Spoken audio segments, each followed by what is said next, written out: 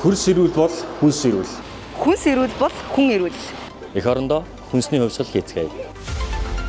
Төрийн бодлого, хувийн хөвчл хоёр ингээд түншлэлтэйгээр ажиллаж чадхад маш хурдан хугацаанд хөгжиж чаддаг бодит жишээ болгон харуулж чадлаа. Тэгээ энэний ард маш их ажлын байр бий болсон. Хүнсний хувьсгал төслийн өмнөх дараах үеийг харьцуулахад манай компани дээр улсад тулжгаа тэтгэр маань 2.7 дахин нэмэгдсэн байлээ. Зах зээлийн нөхцөл байдлыг маш зөв мэдэрч гаргаж ирсэн зөв санаачлага гэж хувьдаа талархалтай хүлээж авч байгаа.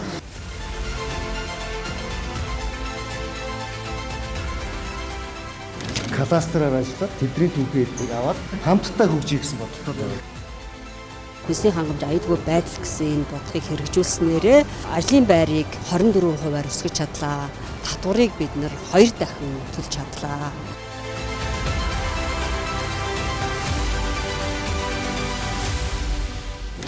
Энэ хүнсний аюулгүй байдал гэдэг бол Монгол улсын тусгай тогтнол аюулгүй байдалтай шууд холбоотой.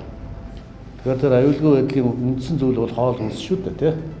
Байгаль орчин хоол хүнс. Тийм учраас та бүхэн маань энэ улсынхаа аюулгүй байдлыг хангах үйл хэрэгт өөрсдийнхөө хувь нэмрийг оруулж яваа ийм одоо стратеги ач холбогдол өгөх одоо компани болж өргөжинд хэлж байгаад одоо чин сэтгэлээс бас талархал илэрхийлье. Хүнсний аюулгүй байдал, хүн төрөлхтний хүнсний аюулгүй байдал өөрсдийн хувь нэмрээ оруулах бүрэн боломжтой болсон.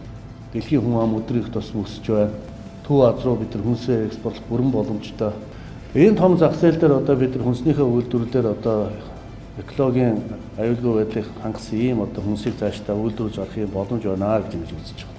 Та бүхний нуруунд дээр энэ Монгол улсын хөгжил дэвшил оршин тогтнож байгаа үедээ бас одоо хэлхийг хүсэж байна.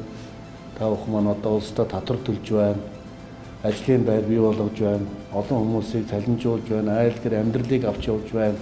Өөрсдөө өсөж дэвжиж байна. Улс их орондоо сайхан үйлдвэр заавар барьж өгч байна. Одоо энэс илүү тус нэмэр гэж одоо юу байх вэ те? Энэ бол иргэн хүнийхээ хувьд ч хариуцлагатай компанийн хувьд ч одоо улс их орныхоо өмнө хүлээсэн одоо үүргээ нэр төртөө сайхан биелүүлж байгаад би одоо та бүхэнд одоо чин сэтгэлээсээ дахин одоо талархал илэрхийлье.